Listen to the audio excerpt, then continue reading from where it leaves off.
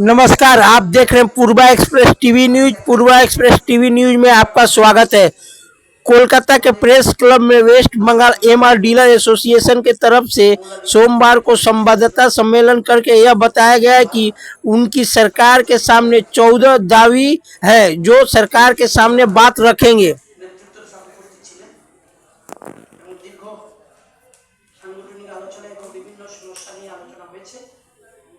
আজকে সেই সমস্ত বিষয় আমরা আপনাদের মাধ্যমে আমরা জানাতে চাই।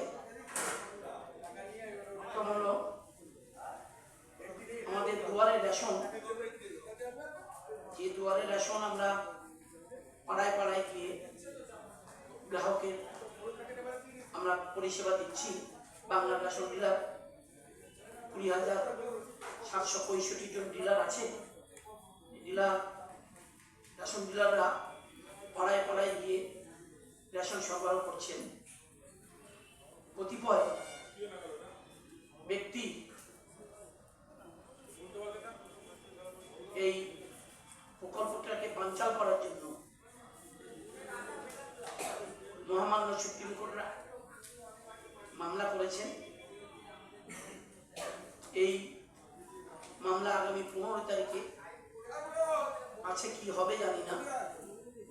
তো মানুষ যেখানে কাছাকাছি বাড়ির কাছে যে সেবা পাচ্ছে, পরিষেবা পাচ্ছে, সেই পরিষেবাটা বানচাল করার জন্য তারা যে এই কাজটা করছে তাদের বিরুদ্ধে আমরা এই প্রেস কনফারেন্স আমরা সাথে সাথে কেন্দ্রীয় সরকার এটা এফিডেভিট করে বলেছেন এটা বাতিল করার জন্য। আমরাও কেন্দ্রীয় সরকারকে দৃষ্টি আকর্ষণ করছি আপনাদের মাধ্যমে, যাতে এটা বজায় থাকে। দুয়ারে রেশন মানুষের বাড়ির পাশে যে সরবরাহ পায়, খাদ্যটা চাল আটা যে গভর্নমেন্ট দিচ্ছে ফ্রি অফ কস্টে, বিনামূল্যে যে মানুষ খাদ্য পাচ্ছে, সেটা এই পরিষেবাটা বাতিল করার জন্য যে চক্রান্ত হচ্ছে, সেই চক্রান্তের বিরুদ্ধে আমরা সুপ্রিম কোর্টে মামলাও করেছি। তো West Bengal MR dealers association মামলা লড়ছেন। আমরা এই পরিপ্রেক্ষিতে বন্ধ যাতে না হয়, মাননীয় রাজ্যপালের কাছে আমরা 18/12/2025 তারিখে আমরা সময় চেয়েছি ভাবে আমাদের সংগঠনের তরফ থেকে, এবং আশা করব উনি বার্তাটা আমাদের কেন্দ্রীয় সরকারের কাছে দিবেন। আমরা কি চাচ্ছি? আমরা চাচ্ছি এই ব্যবস্থাটা বজায় থাকুক। দুয়ারে রেশন প্রকল্প মানুষের জন্য যেটা সরকার করেছে সেটাকে বজায় থাকার জন্য, রাখার জন্য এই জন্য সতর্ক ভূমিকা পালন করছে সংগঠন। আমরা সুপ্রিম কোর্টে মামলা লড়াই চালিয়ে যাচ্ছি যাতে এটা বজায় থাকে, সেটা আমরা সরকারের কাছে রাখতে চাই।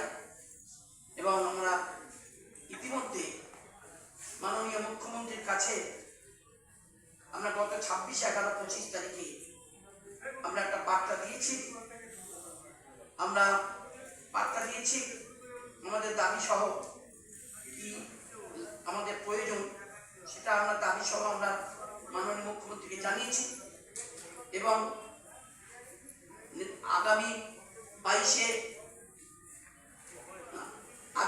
ফেব্রুয়ারি মাসে নেতাজি ইন্ডোরে সারা পশ্চিমবাংলার রেশন ডিলারদের নিয়ে আমরা একটা কনভেনশন করব।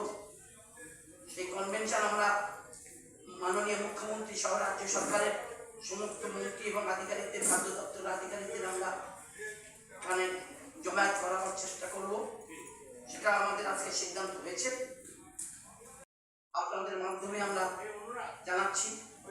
এটা আমরা আমাদের প্রেস ব্লকে আপনাদের দিয়েছি।